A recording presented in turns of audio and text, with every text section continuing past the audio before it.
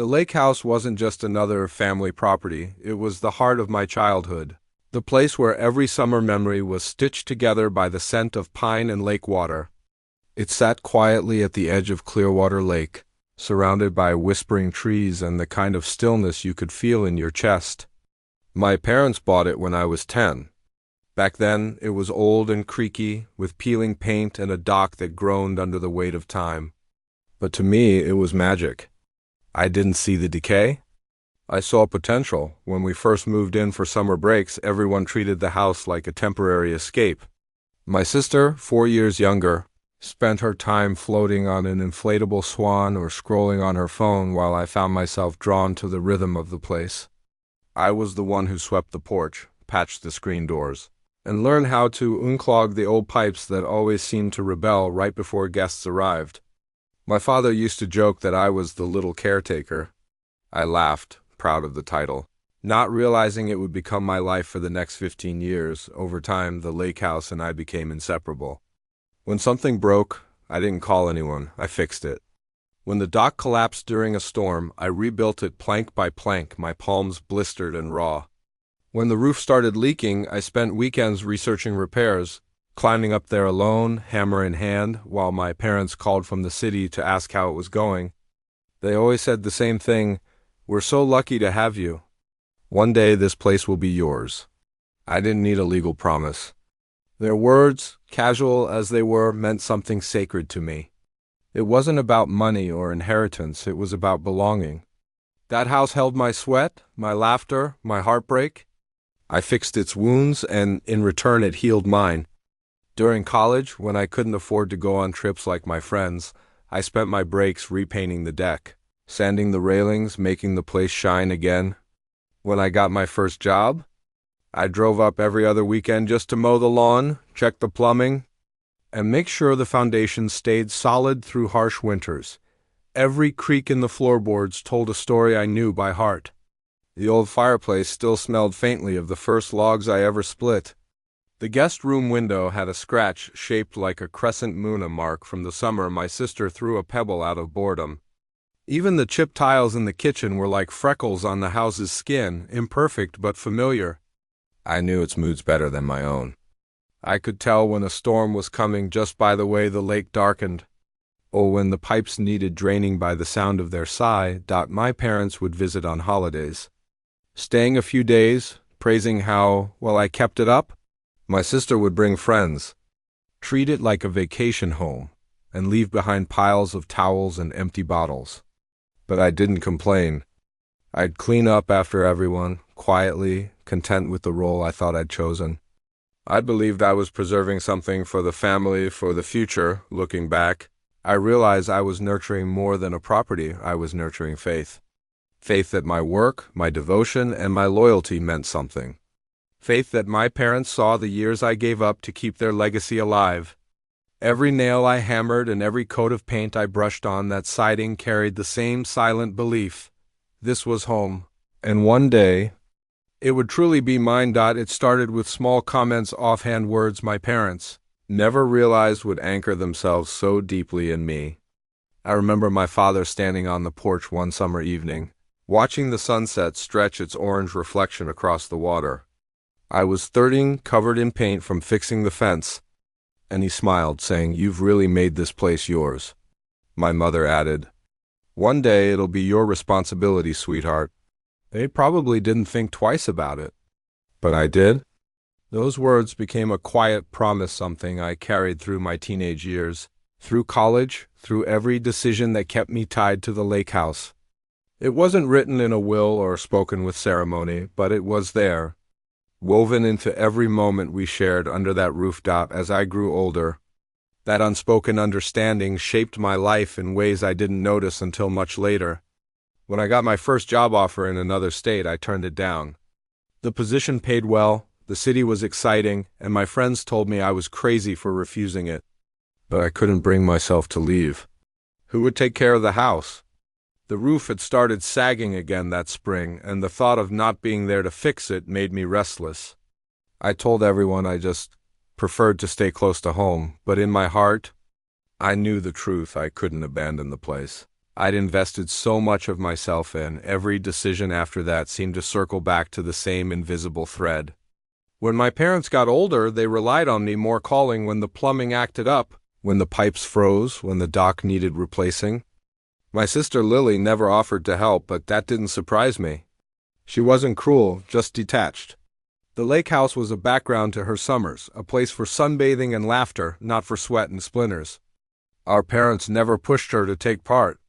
They'd just say, "You know how handy your brother is," or "He enjoys doing this kind of thing." And I did enjoy it in a strange, grounding way. There was peace in the repetition of maintenance, in the quiet satisfaction of keeping the place alive. It was my sanctuary, my anchor in a world that often felt uncertain. Each improvement I made felt like an investment not in property, but in purpose. I was building a future, even if I couldn't fully see it yet. Sometimes, when I'd stay alone at the house for the weekend, I'd sit by the lake at night and imagine my future children playing there one day. I'd picture my parents, older and smiling, handing me the keys, officially saying, "You've earned it." I never said these dreams out loud. I didn't have to. The understanding between us seemed so obvious, so natural, that putting it into words almost felt unnecessary. There were moments when the subject came close to the surface. Like the summer after Lily's engagement, when my mother mentioned she might buy her something special as a wedding gift. I joked lightly, "Just don't give her the lake house." My parents laughed, and my father said, "Of course not. You've kept this place alive. Everyone knows that." I believed him, completely, so I kept pouring myself into the house. I learned new repair skills, updated the plumbing, planted flowers my mother loved. I even refinished the dock so it gleamed like new. Every improvement, every late-night project was proof of my devotion. Looking back now, I realize I mistook gratitude for promise. I thought every thank you, every "we're so proud of you" was a quiet confirmation of what I already believed, that the lake house was my legacy, my reward for years of care and sacrifice. But promises built on assumptions are fragile things. You don't see the cracks forming until one day, everything you've trusted begins to splinter beneath your feet. It was a bright Saturday morning, in late June, when my parents invited me and Lily to the lake house for what they called a family celebration. I remember feeling an odd sense of pride that morning. As I drove up the familiar winding road, the same one I'd traveled hundreds of times before, the air smelled like freshly cut grass, and the faint tang of the lake my favorite scent in the world. The house looked perfect, of course. I had spent the previous weekend repainting the porch and tightening the dock bolts. When I arrived, the house was unusually lively. My parents had decorated the deck with white balloons and silver ribbons, and a long table was set up by the water, covered in charcuterie, champagne flutes, and flowers from my mother's garden. Lily and her fiancé Daniel were already there, dressed in casual summer whites. They looked radiant, like they belonged on the cover of a wedding magazine. My mother rushed over to hug me, smiling wider than I'd seen her in years. "You're finally here," she said, handing me a glass of champagne before I could even put down my overnight bag. My father patted me on the shoulder, his face glowing with excitement. "What's the occasion?" I asked, grinning, looking between them. "You two planning to renew your vows or something?"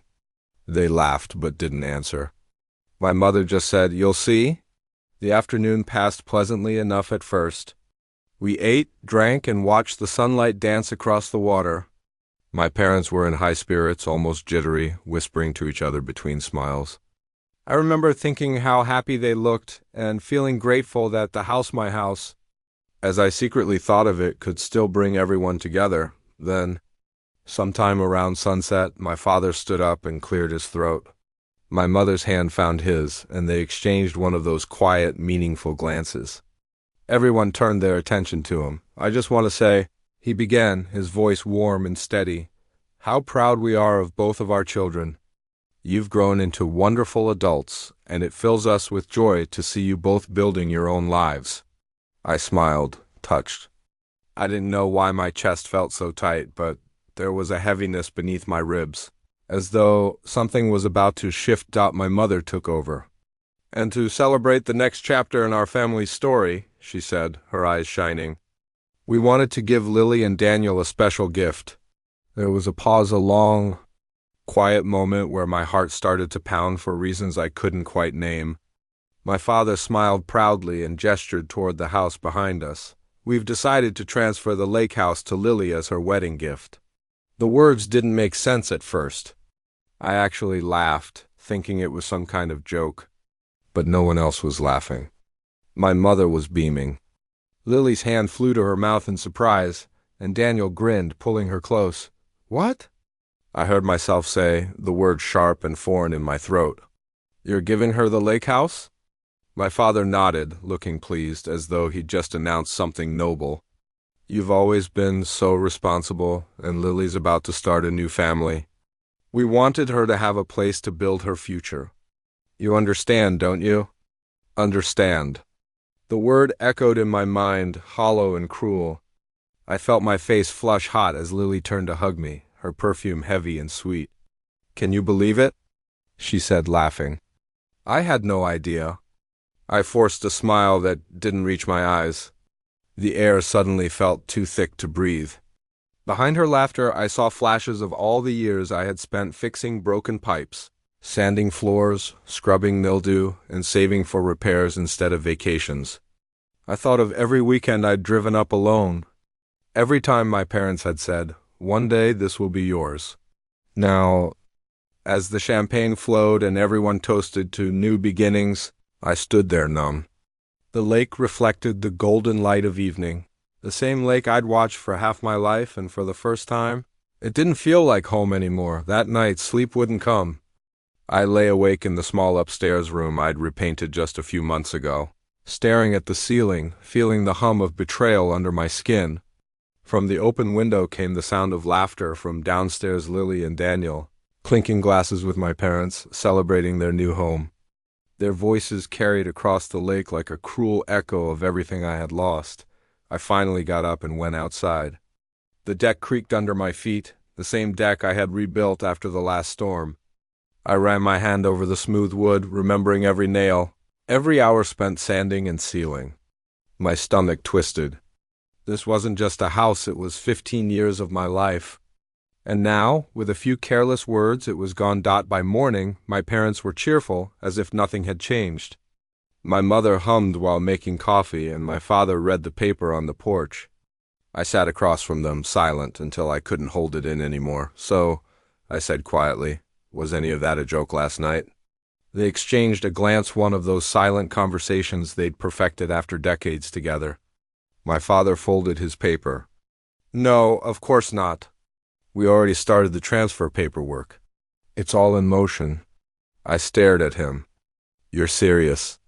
You're giving the house to Lily? He sighed, as if I were being unreasonable. You've always been the practical one. You'll understand eventually. She's starting her life now. She's getting married. She'll have a family soon. She needs the house more than you do. I could feel something breaking inside me, slow and deep, like ice cracking across a frozen lake. And what about everything I've done for it? I asked, trying to keep my voice steady. The repairs, the weekends, the years I stayed nearby so it wouldn't fall apart? You said it would be mine someday. You both did. My mother looked up from her mug, guilt flickering across her face before she forced a soft smile. Oh, honey, don't be dramatic. You know we're grateful for everything you've done. The house is still part of the family. It's not like you can't come here anytime you want. Anytime I want? I repeated, tasting the words like something sour. Like a guest. That was when I realized they truly didn't understand. To them, my years of care were just helping out. All those nights fixing broken wiring or hauling lumber in the rain, they hadn't seen sacrifice. They'd seen convenience. I wasn't the caretaker. I was the help. I looked at Lily then. She was sitting on the armrest beside Daniel, her manicured fingers wrapped around a coffee cup. She gave me a hesitant smile, the kind people use when they don't know how to handle discomfort. Hey, she said gently, you know this doesn't change anything between us, right? You've always been so good with this kind of stuff. Maybe you could help us get everything set up, Just until we figure things out? Her words hit me like a slap. Help us set it up? As if I were a handyman, not the person who'd kept the house alive for half my life. I stood up slowly, the chair scraping against the floor. No, I said. I think you'll figure it out on your own. My father frowned. Don't be childish. I looked at him, really looked, and saw a man who believed he'd done something generous, fair even. That made it worse. I wanted to scream, to tell them how deeply they'd cut me. But I didn't. There was no point. Instead, I walked outside, down to the dock, the wood warm under my bare feet. The lake shimmered under the morning sun, as calm as ever, oblivious to the storm inside me. For the first time, I didn't feel connected to it. I felt hollow. Behind me, the laughter started again, muffled through the open windows. And as I stared out at the water, I knew something in me had changed for good. I had spent 15 years holding this place together, but I couldn't hold on anymore. I left the lake house that afternoon without saying goodbye. I didn't slam any doors or raise my voice. I just packed my things, loaded them into the trunk, and drove away while the others laughed on the porch, still basking in their little celebration. The entire drive home, I felt like I was unraveling thread by thread. Anger, sadness, disbelief, they all blended into a heavy, silent ache. For the first few weeks, my parents tried calling. My mother left gentle voicemails saying, "Don't hold on to resentment, sweetheart. You know we love you." My father's tone was firmer. Family shouldn't fight over property. Be mature about this. Lily texted me occasionally with cheerful updates, pictures of her and Daniel repainting my kitchen, plans for redecorating the living room I'd restored, jokes about hosting summer parties at the new place. I didn't reply. Not once. For the first time in years, I didn't drive up to the lake on the weekends. I didn't check the gutters or trim the hedges or winterize the pipes when October rolled around. I thought maybe it would hurt staying away, but strangely, it didn't. It felt like exhaling after holding my breath for too long. By December, I heard through a neighbor that the house wasn't faring well. The dock had started to warp again. The basement sump pump had failed during a rainstorm, flooding part of the storage area. The fireplace chimney, which I had been meaning to reseal, had begun leaking smoke into the living room. I knew these problems weren't catastrophic, but they were relentless. That house required constant attention, constant care. Attention only I had ever given it. A few weeks later, Lily called. I let it ring 4 times before answering. "Hey," she said, trying to sound casual. "So, we've been having some issues. The house is kind of falling apart. The pipes froze last week and the dock's coming loose again. Daniel's been calling contractors, but everyone's charging crazy prices. You used to handle all that stuff, right? Think you could come up this weekend and help us out?" Her voice softened toward the end, like she was trying to appeal to the old me, the version that would have dropped everything to fix what was broken. But that person didn't exist anymore. "I can't," I said simply. She hesitated. "Can't or won't?" "Both." There was silence on the line. Then she sighed. "You're really mad about this, aren't you?" I almost laughed. Mad? That word was too small for what I felt. I'd given my time, my youth, my loyalty, and all of it had been dismissed as if it meant nothing. But instead of explaining that, I just said, "No, Lily, I'm just done." And I meant it. That winter, the lake house finally taught them what my years of labor had been worth. The heating failed. The pipes burst again. The dock nearly collapsed during a windstorm. My parents spent thousands hiring people to fix problems I used to handle for free. They called less and less after that, their messages quieter, more careful. When spring came, I drove up not to visit, but to look at a small cabin a few miles from town.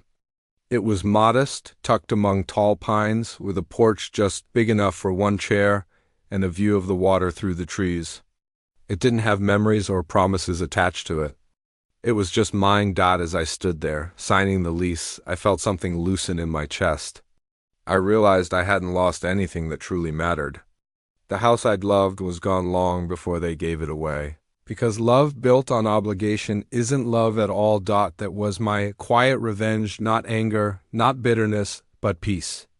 I walked away from the house that had taken everything from me, and gave my care to something that asked for nothing in return. Spring melted into summer, and for the first time in 15 years, I didn't drive toward the old lake house. My weekends were no longer dictated by repairs, by to-do lists, or by the quiet weight of responsibility. Instead, I spent my mornings sitting on the porch of my new cabin, a smaller, humbler place nestled among tall pines where the sunlight filtered through the leaves like scattered gold. The lake nearby wasn't as large or famous as Clearwater, but it was peaceful. The water moved slower here, like it understood the meaning of rest. At first, I felt guilty for how easily peace came. There was a time I couldn't imagine a weekend without checking the water lines or sanding the deck at the old house. For so long, that rhythm had defined me. But as days passed, I realized how much space existed inside me, now room for quiet, for stillness, for myself. I began to fill the cabin with little pieces of the life I'd put on hold. I hung my photographs on the walls, pictures I'd taken at the lake years ago, when I still believed in forever. I planted wildflowers by the porch steps. I even built a small dock of my own, not because I had to, but because I wanted to. Every nail I hammered into place felt like reclaiming something I'd lost. My parents didn't visit that summer. I think they were ashamed, though they'd never admit it. There were a few tentative messages, my mother asking if I was still upset, my father suggesting I come by and see how the house looks now. I didn't respond. I didn't need to. For the first time, silence felt like strength. Not avoidance, but one afternoon in late August, I got a call from Lily. Her voice was subdued. The usual brightness gone. "The house isn't the same," she said quietly. "It doesn't feel alive. No matter what we fix, something else breaks. It's like it doesn't want us there." I didn't say anything. There wasn't anything to say. The truth was, simple places remember who loves them. The house wasn't punishing her. It just wasn't hers to begin with. She hesitated before speaking again. "Mom and Dad feel awful, you know. They talk about it all the time." I sighed softly. "They don't need to feel awful. They made their choice. So did I." There was a long pause. "You should come visit sometime," she said. "It would mean a lot." "I'll think about it," I replied, though we both knew I wouldn't. After we hung up, I walked down to my dock and sat at the edge, my feet dangling in the water. The sun was setting, turning the surface gold and pink. For years I'd believed that peace was something earned through sacrifice, through loyalty, through endurance. But sitting there, I realized peace was never something you earn, it's something you allow. The lake before me was calm, its stillness honest. There were no echoes of laughter, no expectations pressing down on my shoulders. Just the sound of water against wood and the wind moving softly through the trees. Sometimes I still thought about the old house, the creak of the floorboards, the way the light used to fall through the kitchen window in late afternoon. But I didn't miss it the way I used to. What I'd loved most about that place wasn't the walls or the dock, it was the sense of purpose it gave me. And that, I realized, was something I could build anywhere. So I stayed. I watched the sun sink into the horizon, the colors fading slowly into the quiet blue of evening.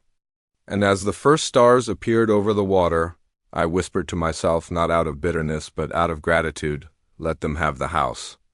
I have my peace."